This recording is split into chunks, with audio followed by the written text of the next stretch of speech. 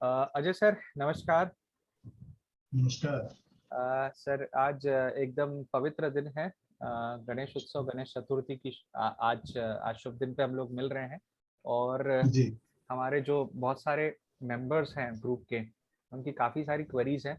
तो करीब करीब 14 स्टॉक्स हमारे पास आए हुए हैं, तो हम उनको सर एक एक करके लेना शुरू करते हैं। तो सर पहला स्टॉक जो है वो है वोल्टास, और वो आपके स्क्रीन पे लगा हुआ है। 1200 रुपये पे खरीदी है, एक महीने का सर व्यू मांगा है। क्या लग रहा है सर वोल्टास? स्टॉक को होल्ड करें। इसका जो टारगेट है वो 1350 1380 टारगेट है। 1350 1380। सर इसका स्टॉप लॉस क्या रहेगा? स्टॉप लॉस जो है इनका थोड़ा सा बड़ा रखना पड़ेगा। इनको थोड़ा ये लेट बाइंग किए हुए हैं। इनका स्टॉप लॉस रखना पड़ेगा, करीब 1100 के आसपास स्टॉप लॉस रखना पड़ेगा। ये एक महीने का ही टारगेट है सर? एक महीने का अगर टारगेट है तो फिर ये स्टॉप लॉस थोड़ा सा रिड्यूस कर सकते हैं। ये रिड्यूस करके स्टॉप लॉस को 1150 ले सकते हैं, 1150। और टारगेट फिर वही रहेगा? टारगेट वही रहेगा, टारगेट 1350 1380।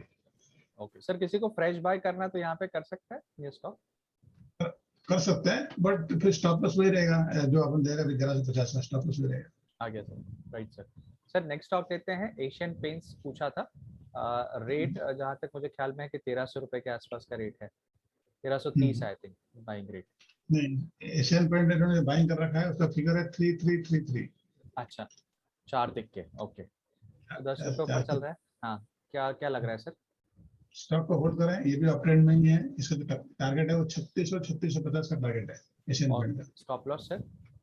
स्टॉप लॉस जो होगा वो होगा 3200। Okay okay, 32 stop loss. ये कितने समय में आप सर एक्सपेक्ट कर रहे हैं स्टॉप लॉस या टारगेट जो भी हिट होने का चांस है? इन्होंने टारगेट तो पहले आएगा, स्टॉप लॉस पहले आएगा नहीं। टारगेट पहले आएगा। अगर स्टॉप लॉस आता भी है तो स्टॉक को होल्ड करें, ये स्टॉक ऊपर ही जाएगा और टारगेट 3650 का टारगेट देके ही जाएगा। भले एक महीना लग जाए या 2 महीने लग जाए, बट आएगा जरूर, ये मतलब पक्का है। इन्वेस्टमेंट के हिसाब से होल्ड कर सकते हैं या हाँ, बाय ऑन डिप भी रख सकते हैं? हाँ, बाय भी रख सकते हैं। Okay sir, next stock is Berger paints. मुझे बाइंग लेवल मेरे सामने नहीं है, अभी चल रहा है 837। इनका जो बाइंग लेवल है 835 का है। ओके। ऑलमोस्ट वहीं पे चल रहा है। इसकी जो टारगेट ये रखे 870 880 टारगेट लेके चलेंगे। ये भी ये अपट्रेंड में इसी ही में लग आ रहा है? जाएगा। अपट्रेंड में ही लग रहा है? अप्रैल में, हाँ, इसी में आ जाएगा। 870 880 में इसी में आ जाएगा। ओके, उसके बाद में रखना चाहिए कि निकल जाना चाहिए? नहीं, उसके बाद प्रॉफिट वहां से बुक कर लेना चाहिए और उसमें स्टॉप लॉस 8 से लेकर चलना चाहिए। Okay okay, right sir. Sir next stock है कैडिला। यस। कैडिला जो है, कैडिला बीच में थोड़ा सा एक बेस बना रहा है यहाँ पे कैडिला भी। अगर ये 560 के ऊपर अगर ये टिकता है 560, तो इमीडिएट टारगेट इसका आएगा 585 ओके इमीडिएटली। फिर उसका जो नेक्स्ट टारगेट आएगा वो थोड़ा बड़ा है। That target will be 680 680। कम से कम 100% मूवमेंट आएगा इसमें। कितना टाइम में आ सकता है सर ये हो सकता है कि ये 1.5 2 महीना लगेगा आने के लिए। ओके, मतलब इन्वेस्ट करके रख सकते हैं इसमें? हाँ, इनका महीना 1 मंथ का है, बट इनको थोड़ा सा वेट करना पड़ेगा। अगर आपसे टारगेट चाहिए तो वेट करना पड़ेगा। ओके सर, अशोका बिल्डकॉन 102 पे चल रहा है, साइडवेज दिख रहा है अशोका काफी। हाँ। अशोका बिल्डकॉन है, ये ऊपरी तरफ है। इनको थोड़ा होल्ड करें। इनका बाइंग प्राइस के आसपास ही है। इन्होंने बाइंग किया था 110 में, अभी 102 चल रहा है। इसका जो टारगेट है, इनका टारगेट है 130 है और स्टॉप लॉस बना के रखे 80।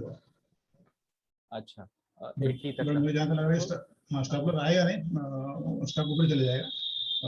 130 का टारगेट है और 130 को ये ब्रेक करता है हाँ, with conviction, the next target है 160 है इसका। ओके ओके, ठीक है। Sir next stock is DBL, Dilip Buildcon. Down trending दिख रहा है, काउंटर 507 पे चल रहा है अभी। हाँ, ये जो स्टॉक है ये अभी इनका जो बाइंग प्राइस है डीबीएल का, ये 600 रुपये बाइंग कर रखा है। अभी स्टॉक चल रहा है 511 रुपए, है ना। तो ये स्टॉक थोड़ा सा वीक है। अगर ये स्टॉक 490 को तोड़ता है तो स्टॉक नीचे आ जाएगा, पर तोड़ने के चांसेस काफी कम है। यहाँ से स्टॉक ऊपरी तरफ जाने की संभावना ज्यादा है। और ऊपर जो रहेगा टारगेट इसका। सर आपका वीडियो हॉल्ट हो गया है, एक बार वीडियो को बंद करके फिर से चालू करेंगे क्या? आपका वीडियो हॉल्ट हो गया, पॉज हो गया अच्छा मतलब। होल्ड, अच्छा ओके जी ठीक है, मैं करता हूँ।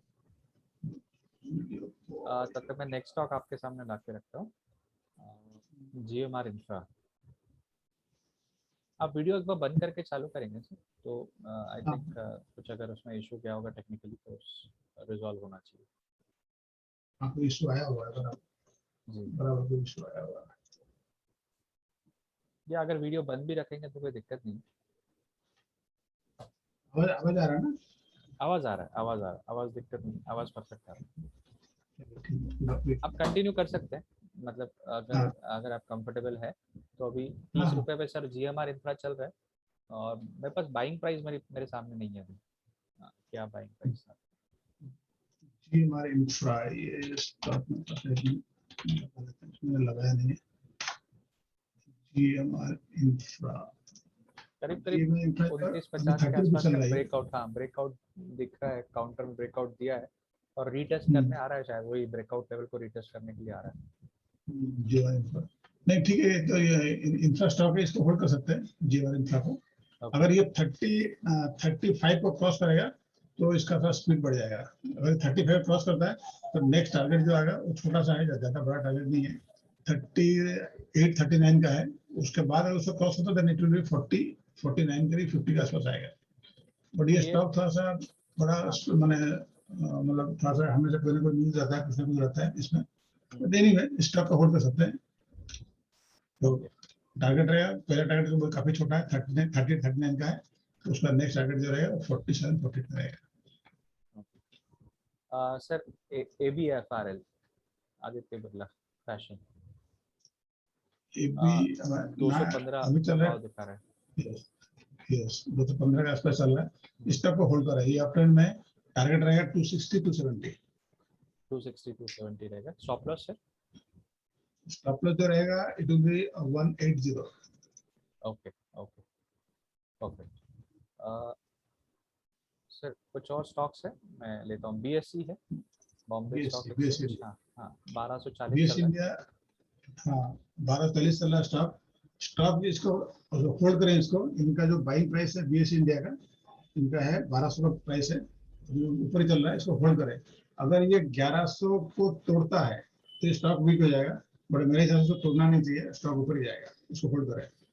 क्योंकि मैं पर्सनली भी मतलब ये स्टॉक में काफ़ी समय से होल्ड करके बैठा हूँ, तो मतलब डिस्क्लेमर के साथ we are not advising anything, but yeah this is a good stock to hold. Sir yes RBL 921,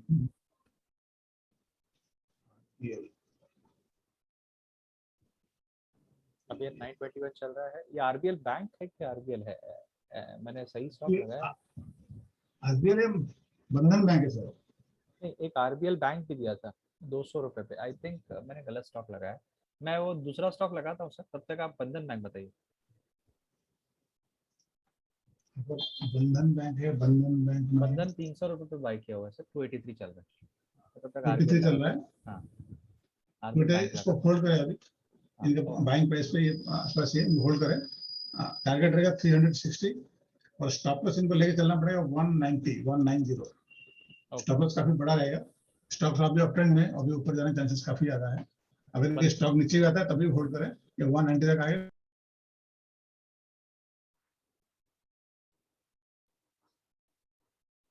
sir आपका आवाज़ चला गया, आई थिंक आप डिस्कनेक्ट हो गए। जब तक सर रिज्यूम करते हैं तब तक कुछ चीज़ें मैं आपसे शेयर करना चाहूँगा। फ्रेंड्स, जैसे कि मैंने कहा कि हम लोग ये जो इनिशिएटिव हम लोग लेते हैं, this is all out of passion. इसमें क्वेरीज अलग अलग तरह की आती रहती है। कुछ क्वेरीज, जैसे इस बार एक क्वेरी ऐसी थी कि किसी ने कोई प्रॉपर्टी जो है वो सेल आउट करने रखी है, उसका जो प्रॉपर्टी के प्रोसीड्स हैं वो सेल आउट होने के बाद में उस पे कैपिटल गेन आएगा, because property is like 15 years old held property, and capital gain आएगा। तो कैपिटल गेन का टैक्स भरना सही है कि वो कैपिटल गेन को कहीं सेक्शन 54 के जो प्रोविजंस हैं इनकम टैक्स के, उसमें कहीं इन्वेस्ट करके अलग अलग जगह पे उसका टैक्स बेनिफिट लेके मतलब उसमें टैक्स बचा है, तो प्लान कैसे करें, ऐसा सवाल था। तो दर्शकों ऐसा है कि केस टू केस बेसिस पे चीज़ें वेरी करेगी, बिकॉज जो इंडिविजुअल असेसी है उसकी बात अगर मैं करूँ तो वो कौन से टैक्स स्लैब में है। दूसरा उसको टैक्स इम्पैक्ट अगर कम है तो वो सोच सकता है कि भाई मतलब कैपिटल गेन का टैक्स अगर आ भी जाए तो थोड़ा टैक्स भर के रिलीव हो जाए। लेकिन इसमें important aspect not just this capital gain वाला पार्ट है, बट मोरलेस आपको पैसे का ज़रूरत कितना है एंड आपको प्लान कैसे करना है उसके बारे में। So that is very important. So normally जो देखना चाहिए पार्ट वो ये होता है कि हमारे जो गोल्स हैं लाइफ के, which are the financial goals, तो फाइनेंशियल गोल्स के लिए हमारे पास में पर्याप्त पैसा है कि नहीं, और वो जो पैसा आपके पास में अभी जैसे आ रहा है तो उसकी अगर आप प्रॉपरली फाइनेंशियल प्लानिंग करते हैं, टैक्स प्लानिंग को भी ध्यान में रखते हुए और फाइनेंशियल प्लानिंग को भी ध्यान में रखते करते हैं, तो एक अच्छा कॉर्पस आप आगे बना सकते हैं। टैक्स भरना नहीं भरना, it is all dependent upon कि आपका ओवरऑल टैक्स ब्रैकेट कैसा है, और जैसे कि मैंने कहा कि आपको पैसे की ज़रूरत कितनी है। So these are the broader things, and till the point sir joins, I think I just try to connect him, but till the point he joins, the stock he was discussing was RBL Bank, और RBL bank पे I think 200 का purchasing है। तो उनका बोलना था कि stock अभी साइडवेज में है लेकिन ट्रेंड धीरे धीरे ऊपर की तरफ बना रहा है, तो जो 200 का लेवल है वो फिर से आना चाहिए। सो इन्वेस्टर को होल्ड करना चाहिए इस स्टॉक में। And by the time he joins, I think let me just try to connect him and take a note of what is the current situation.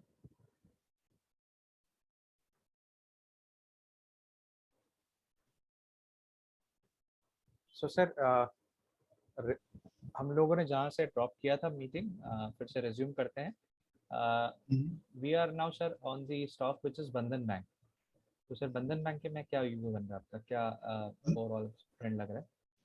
बंधन बैंक 284 का 284 के करीब चल रहा है। स्टॉक होल्ड करें, ये थोड़ा अपट्रेंड में जा रहा है स्टॉक। ये स्टॉक का जो टारगेट रहेगा वो रहेगा 360, और इसमें जो स्टॉप लॉस रहेगी, स्टॉप लॉस को इनको थोड़ा सा बड़ा स्टॉप लॉस रहेगा, अगर ये लेके चल सकते हैं तो स्टॉप लॉस 190 रहेगा, 190। अगर इतना दिन अगर ये वेट नहीं करेंगे तो ये 250 के आसपास एक बार निकल के फिर जब स्टॉक नीचे गिरेगा तो बाय कर सकते हैं 190 के आसपास में। सर नेक्स्ट स्टॉक है श्रीराम ट्रांसपोर्ट फाइनेंस, 1350 के आसपास बाय किया हुआ है, वहीं पे चल रहा है। इस पे क्या व्यू बन रहा है? श्रीराम ट्रांसपोर्ट जो फाइनेंस है ये एक रेंज के अंदर घूम रहा स्टॉक, ये नीचे आ रहा है फिर ऊपर जा रहा है। अभी जिस टाइप का ट्रेंड बना रहा है ये 1450-60 तक जा सकता है। उसके बाद अगर ये उसको ब्रेक करता है तो ये फिर इसका स्पीड काफी बढ़ जाएगी। तो इसका जो नेक्स्ट जो टारगेट रहेगा ये 18 के आसपास है इस स्टॉक का टारगेट जो है। और ये इसको कई बार कोशिश किया उसको ब्रेक करने के लिए, और ये ब्रेक नहीं कर पा रहा है।